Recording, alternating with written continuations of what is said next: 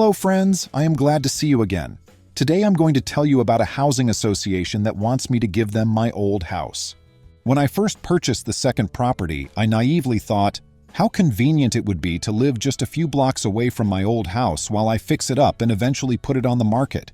Little did I know that my quiet plans would provoke a firestorm spearheaded by our neighborhood's homeowners association. Before everything spiraled into chaos, let me explain how I ended up owning 2 homes in this particular neighborhood. About a year ago, my great-aunt passed away and left me her small, charming house. She'd lived here for decades, and because she had no children of her own, she decided that her beloved property should be mine. It was a bittersweet inheritance. I grew up visiting her on countless weekends, so the house was more than just a structure. It held pieces of my childhood. It needed some repairs, but it was still full of warmth, and I had no intention of selling it right away. Then, after a few months of consideration, I decided that I wanted to live in this area permanently. I'd spent a lot of time here, and I was drawn to the leafy streets, the close proximity to a nearby park, and the sense of familiarity. So I ended up purchasing a more modern house just a few blocks over, which also happened to be within the same HOA jurisdiction. My plan was to temporarily keep great-aunt's place, do some renovations, and eventually sell it once I was satisfied with the repairs. In my head, it seemed like a straightforward plan. Maintain the old house for a bit, sell when the market was right, and move forward with life in the new place.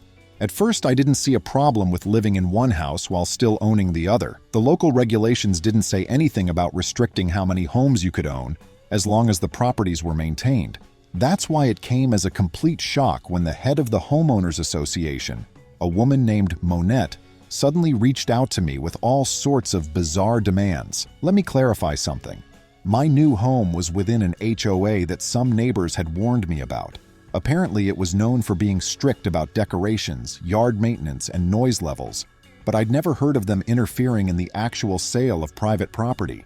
The first sign of trouble happened during a monthly HOA meeting that I'd decided to attend to learn about neighborhood guidelines and possibly meet some of my new neighbors. I walked into the meeting room in the community center, not expecting much more than a quick introduction and a review of typical HOA announcements.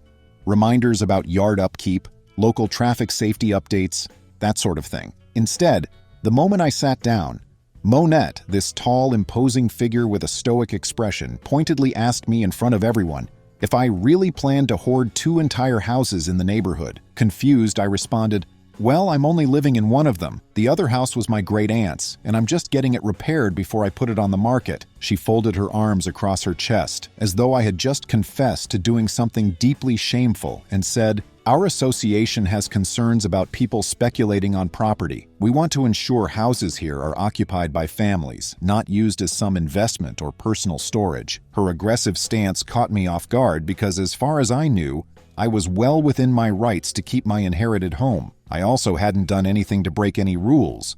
Both properties had their lawns mowed. The exterior paint was within guidelines, and I had no complaints lodged against me. But Monette's accusing tone stung, and I found myself stumbling over a response that was far more apologetic than I intended. "I'm not speculating on anything. It's a family home. I have no intentions of renting it out or letting it decay.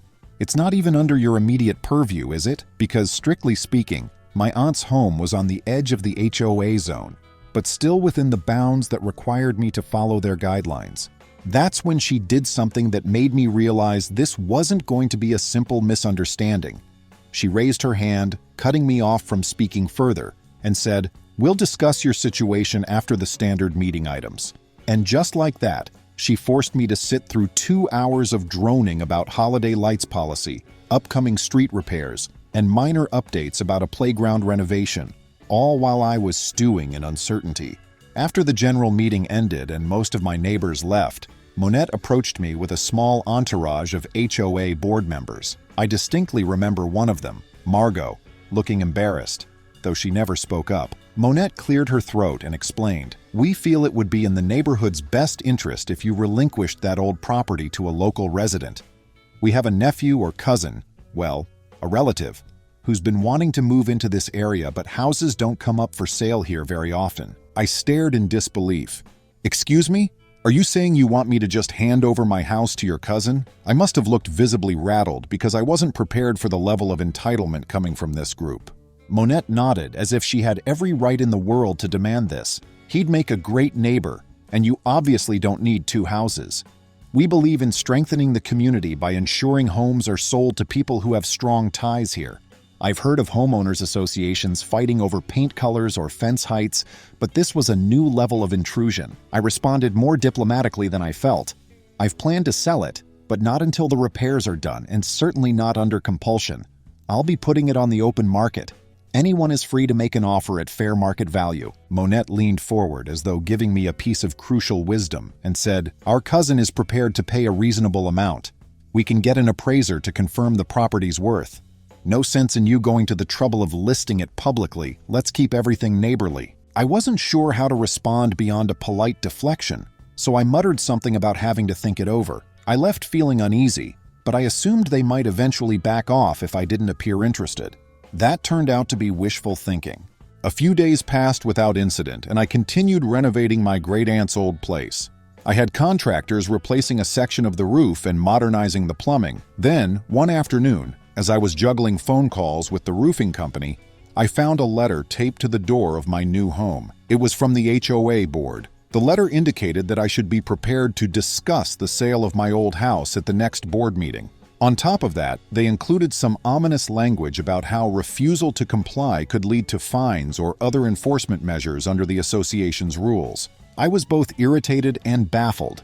I read through the HOA bylaws and found nothing that gave them any authority to force me into selling a property under their dictated terms. Sure, they could impose fines if someone's lawn was overgrown or if trash cans were left out too long.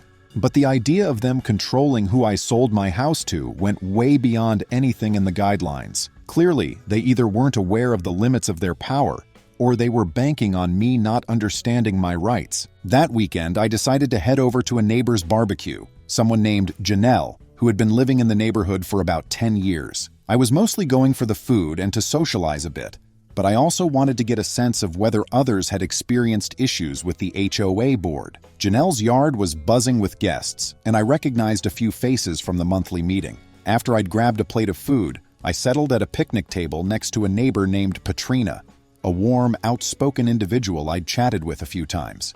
I mentioned some of the strange demands coming from Monette. Patrina promptly rolled her eyes. "Oh, you have no idea. Monette does this all the time, but usually with smaller issues. She's threatened to fine people for having the wrong shade of mulch or using a color of curtains she claims don't adhere to the neighborhood's aesthetic. Most folks roll over because they don't want trouble, but your situation? This is new to me. I've never heard of them trying to confiscate or forcibly purchase someone's house at a ridiculous price." Her response made me feel more confident that I wasn't just misunderstanding some official guideline. We chatted for over an hour, and I discovered that Monette had a reputation for bulldozing her way through controversies, forcing homeowners into compliance through intimidation. Patrina advised me to stand my ground. If you let them pressure you now, you'll deal with nonsense forever. They'll see you as an easy target. By the time the next HOA meeting rolled around, I was determined to hold my own.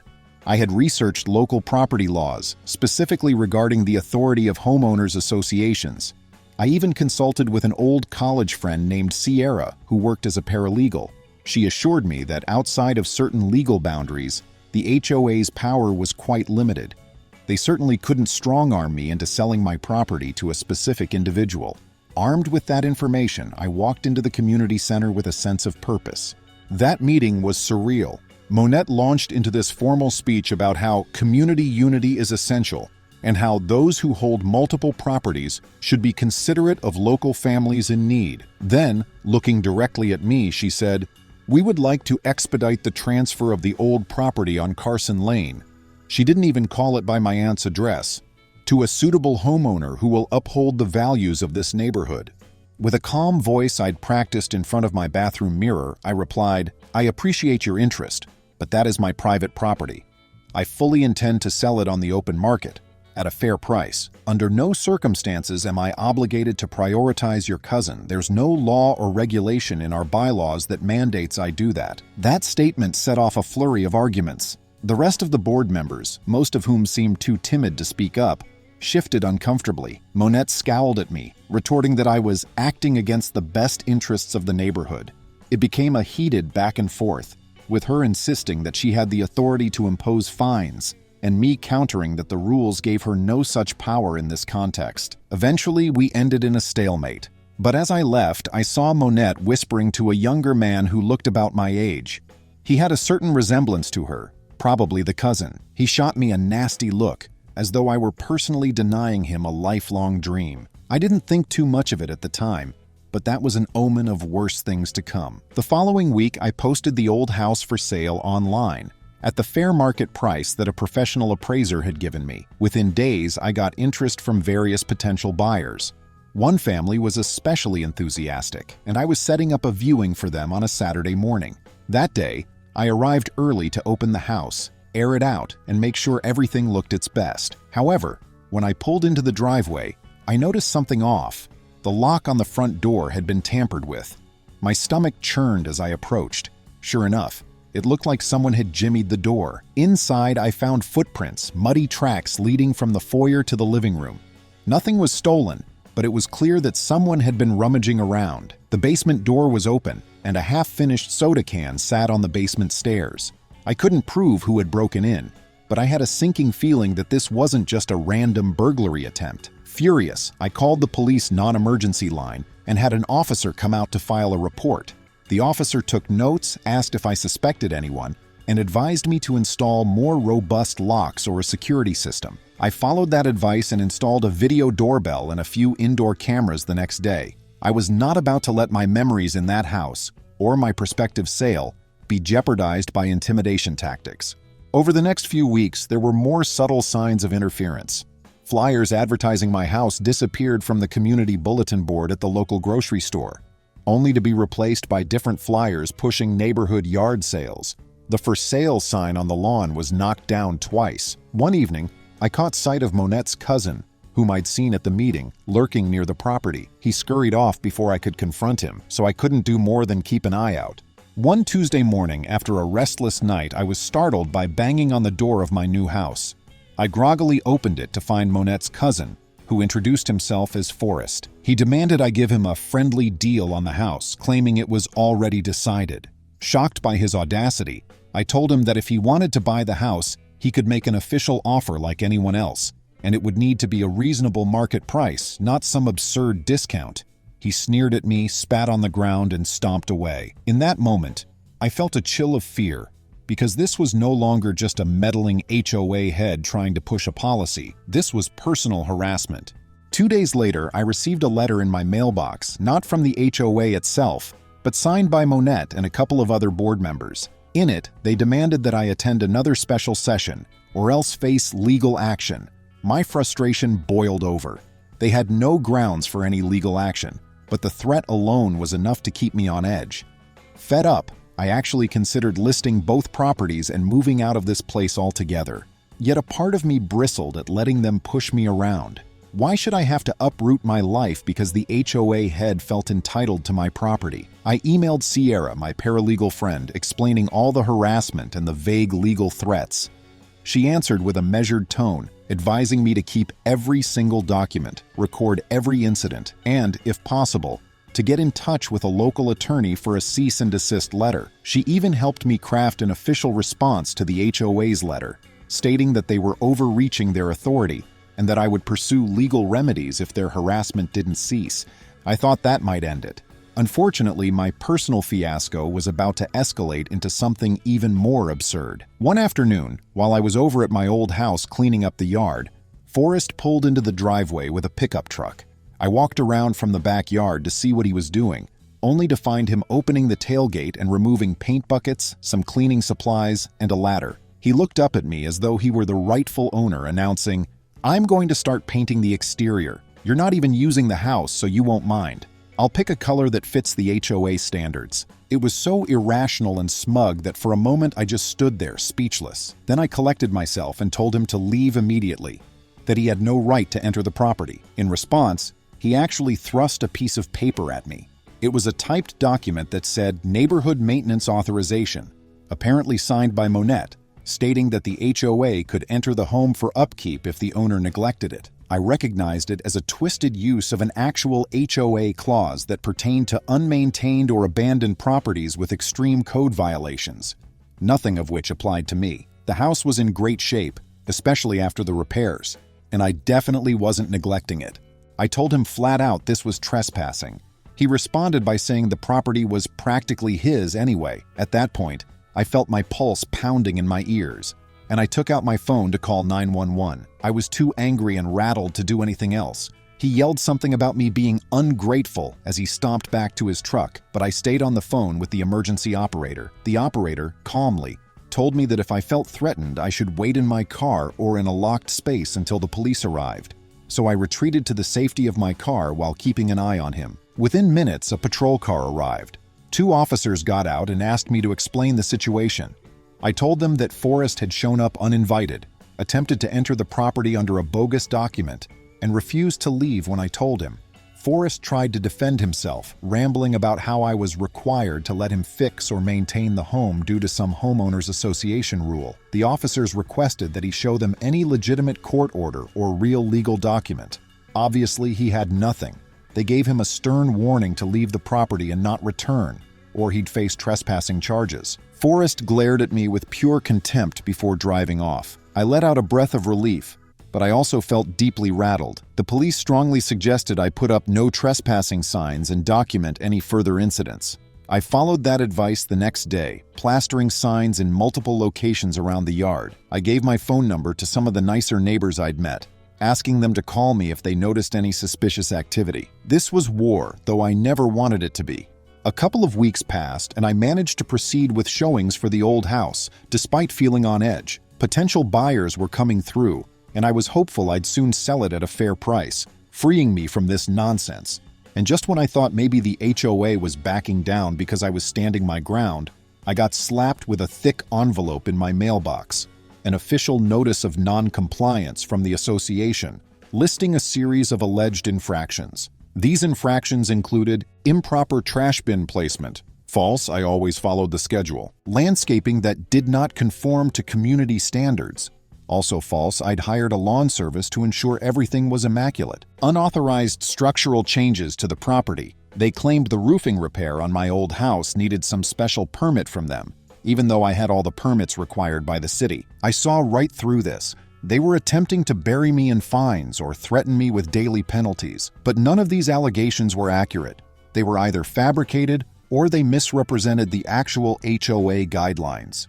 I wrote a detailed response, item by item, attaching photographs and receipts, which proved I was in compliance with everything. Then I sent that packet to the HOA board via certified mail, copying my lawyer friend Sierra and letting them know I was fully prepared to dispute every single claim. It was a nuisance, but the silver lining was that I documented everything meticulously, and so these attempts to penalize me never stuck. The board eventually had to drop those fake fines because they had no legal footing, but the harassment never fully disappeared. The stress took a toll on me. I lost sleep, and my anxiety was through the roof. I confided in Patrina and Janelle, who both sympathized. They'd seen Monette's behavior in smaller forms around the neighborhood, but apparently she'd never gone to such extremes before. Around that time, I found out from Janelle that Forrest was telling people I was some kind of property hoarder, trying to profit off good people by selling the house for more than it was worth. That was a complete lie. My price was in line with market rates. It was maddening, but I tried not to engage in gossip battles. My priority was to sell the house to a genuine buyer, finalize the paperwork, and wash my hands of the entire ordeal. Finally, I found a buyer, a couple who adored the vintage charm of the property and loved how I'd modernized parts of it. We agreed on a price, and I was eager to finalize. We set a closing date, but before that could happen, we needed one final inspection. A day before the inspection, I stopped by the property to make sure everything was set. That's when I discovered that someone had vandalized a portion of the backyard fence. Spray painted across the wooden boards were the words, "Not for you, we will get it." That was the last straw. Furious, I called the local police again and showed them the graffiti, reiterating all the previous incidents. The officer I spoke to recognized the address from the prior trespassing complaint. They asked if I had any video footage. Fortunately, the cameras I installed caught a person after dark, face partially covered, but with enough features to strongly suggest it was Forrest. His build, haircut, and some glimpses of his face were fairly distinctive. The officer informed me they'd be passing the information on to the detective division to see if it was enough to press charges for vandalism. This time, it wasn't just a suspicious person wandering around. It was a clear criminal act, and the video was decent evidence. I filed a formal complaint naming Forrest as a suspect, and the police started to investigate. Now, considering all the prior incidents, they had a thread tying him to repeated harassment. The damage was only a few $100s, but a vandalism charge could still carry consequences. This was precisely the type of legal trouble I hoped would force the HOA to back off, especially once it became clear their ringleader's cousin was behind it. Word got around quickly that the police were investigating Forrest for trespassing and vandalism. Patrina told me that at the next HOA meeting, a few neighbors voiced concerns about the board's actions, including how Monette was apparently letting personal interests overshadow real neighborhood issues. In a turn of events, some neighbors demanded a special review of the board's leadership. It seemed that Monette's grip on power had begun to waver under scrutiny. Things took a dramatic turn when law enforcement officers actually showed up at an HOA meeting to question Monette and Forrest in front of a couple of the board members who had decided it was time for a reckoning. According to Patrina, the conversation was tense. Monette tried to claim ignorance, but the officers were quite direct about the vandalism complaint and the suspicious break-in. Forrest tried to deny everything, but the board members, especially Margot, who had been quiet but always seemed uncomfortable, started piping up about the complaints they had received from multiple neighbors regarding harassment. It became evident that this was not an isolated incident. Monette was furious, but she finally realized that continuing to double down wasn't going to help them. The risk of actual criminal charges, especially with video footage, forced them to back off. Ultimately, Forrest was brought in for additional questioning, and while I don't know all the details of his conversations with the police, I do know that the official vandalism charge was filed. It didn't land him in jail, but he had to pay a fine and was subjected to a no-contact order with me, meaning he was legally prohibited from approaching me or my property. Monette herself received a legal warning. If she continued to incite or enable trespassing on my property, she could also face civil liability or criminal charges. It was a relief to see some measure of justice. My prospective buyers, who'd heard bits and pieces of the commotion, were initially spooked, but ultimately decided to go through with purchasing the house. I was honest with them about the harassment, showing them the steps I'd taken to secure the property, and assure them that Forrest was now legally forbidden to step foot near it. They appreciated my transparency, and we closed on the sale about a month later. During that month, I learned that multiple neighbors had started coming forward to share their own horror stories about the HOA. They complained about unfair citations, intimidation over petty things like porch decorations, and other questionable decisions that seemed to benefit Monette's friends or relatives. In one case, a neighbor named Curtis revealed that Monette had once tried to force him to hire a landscaping company owned by a distant relative of hers, threatening fines if he didn't comply. Only after he provided actual receipts and city inspection reports that his yard was up to code did she back off. Momentum built, and a group of homeowners banded together, calling for a vote to remove Monette from her position. It was the first time in years that anyone had seriously challenged her leadership. Under the association's own bylaws, a certain percentage of homeowners had to vote for the board to be dissolved or restructured. Led by Patrina and some others, they began the process of collecting signatures, citing a pattern of abuse of power and personal bias. Now, I can't say for sure how the final vote will go, because it's typically a drawn-out process, but the last I heard, they were well on their way to meeting the required threshold. Monette and her staunch supporters looked to be in real danger of being ousted. Regardless of the outcome, people in the neighborhood were having conversations about rewriting some of the rules that gave the board too much discretionary power. They hoped to introduce more checks and balances so that no one else would have to deal with the kind of harassment I went through. As for me, once I closed the sale of my old house, I felt an enormous weight lift from my shoulders. The buyer moved in without incident, and the no-contact order for Forrest meant he had no choice but to keep his distance. Of course, he grumbled to anyone who would listen that I'd robbed him of his house, but he had no legal basis to continue harassing me. Moreover, his vandalism charge tarnished his standing in the neighborhood. Even Monette, who was used to controlling the narrative, couldn't spin that in any positive way. especially with the police involved and video footage out there. When I reflect on the series of events, it seems almost comical, like something out of a dramatic movie. An HOA turning into a quasi-mob demanding my home, a board president who thought she was above the law, a cousin who broke in and tried to paint my property, culminating in a 911 call and a formal investigation, yet every step was grounded in real life. The stress, the anger, the anxiety, that was all very real. If there's any silver lining, it's that this entire ordeal taught me the importance of knowing my rights and standing firm when I'm in the right. If I had capitulated to their initial demands or let their intimidation tactics cow me, I might have actually sold the house for a fraction of its value. Or worse, I might have given it away to appease them. Instead, I stood my ground, called the authorities when necessary, and used every legal channel available. Another part of me takes satisfaction in knowing that Monette's empire is crumbling. People are more vocal now, challenging the board's questionable rules and highlighting how personal grudges have no place in a community organization. There's talk of rewriting the bylaws to ensure oversight and accountability. And while I'm not spearheading that movement, I have enough on my plate recovering from the stress of my own battle.